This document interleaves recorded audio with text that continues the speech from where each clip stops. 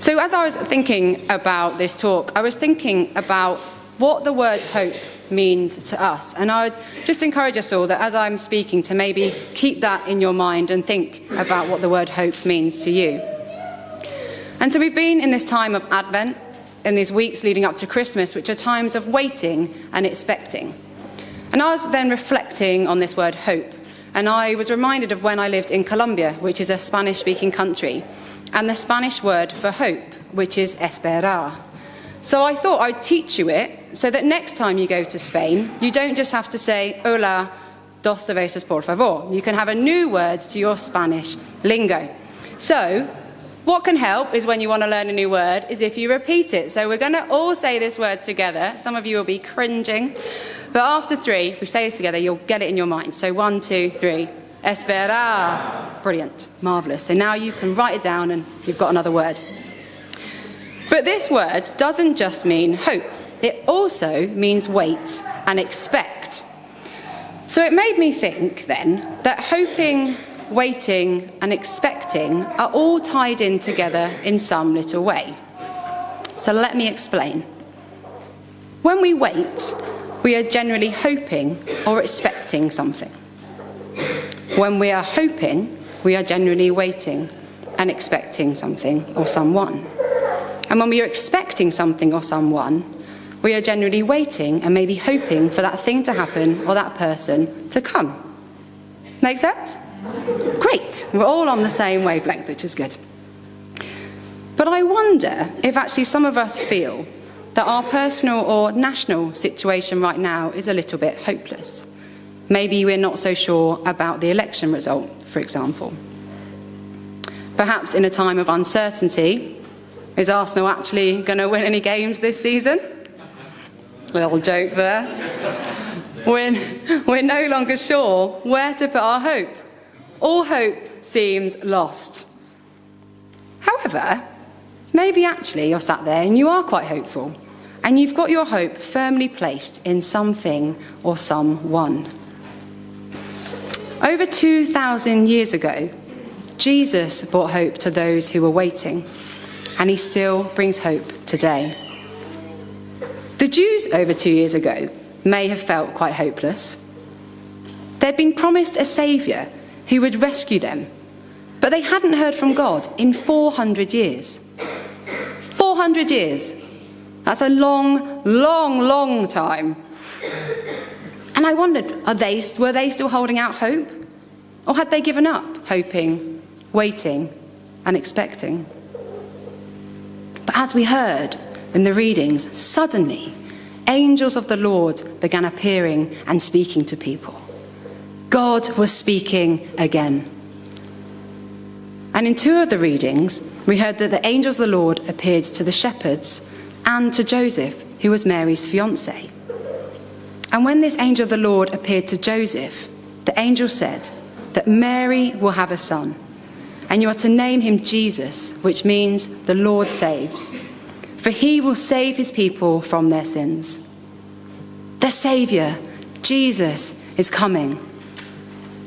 This person who they'd been promised for hundreds of years was finally coming. But the Jews may not have expected God to start speaking to them in this way, especially not after so long. It was a huge deal. I imagine if I'd been that shepherd, I would have been absolutely terrified. But then, I might have been quite excited. Something big was happening. But also, as I said, they probably wouldn't have expected God to start speaking in the way that he did.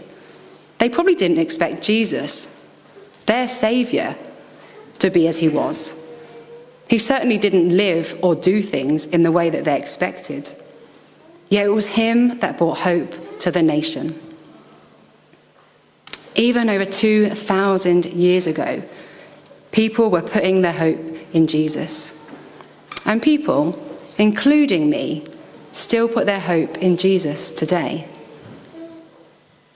So let's pause for a minute, and I'll just encourage you to think about what or who do you put your hope in today?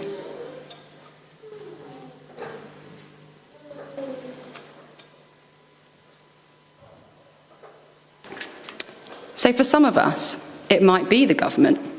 You never know. It might be our family, a job, our sports team, our friends, our children. But it might just be Jesus. We heard about Simeon, who we believe is an older, more mature man who'd worked in the temple for quite a number of years. And he was waiting with hope and expectation because God had promised him that he would see the Saviour of the world, who was Jesus, before he died. We don't know how long he'd been waiting for that promise to be fulfilled. It could have been years, it could have been decades. But imagine holding on to hope for that long. And I imagine that when Simeon was told this promise by God, he would have been so excited. He would get to see the Saviour, the one who would rescue Israel. That's huge. We also heard that Simeon was in the temple when Mary and Joseph arrived with Jesus. And Simeon recognised Jesus as being this very Saviour that was going to rescue Israel. And although we don't know how long he'd been waiting for this promise to be fulfilled, we do know that he was eagerly waiting. He hadn't given up hope. He firmly trusted that God would fulfill his promise. Now, what sometimes happens when you prepare a talk that has a topic is that topic becomes very relevant in your own life. And none more so for me in these past few weeks.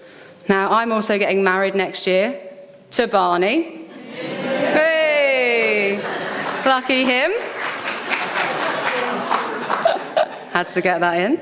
And those of you who have married know that when you get married, you want to have a venue, a place where you can feed your guests, where you can give them drink, and where they can have a good old boogie into the night far longer than you can, because you have to leave early, which is always a bit of a bugbear of mine. I'll be dragged off. And Barney and I thought that we had found the most perfect venue. For me, it was everything I could have hoped for. And we had to wait, though, a while to find out if we could have this venue. Now, I think we were probably waiting for about a month, but it literally felt like forever. I felt like the Jews, 400 years. That's what it felt like. But it was only about a month. And I was like, come on, God, come on. This is clearly the venue that we're meant to be having. But then I got that email that said, I'm really sorry.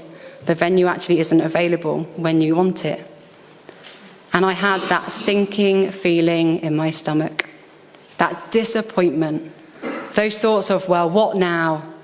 And I had a little bit of a tantrum. And I said, God, if you really wanted us to get married, then we'd have that venue because it's perfect. But then God challenged me. And he said, Esther, why are you getting married in the first place? Is it for the venue or is it for something else? I'll keep it quiet, what I said.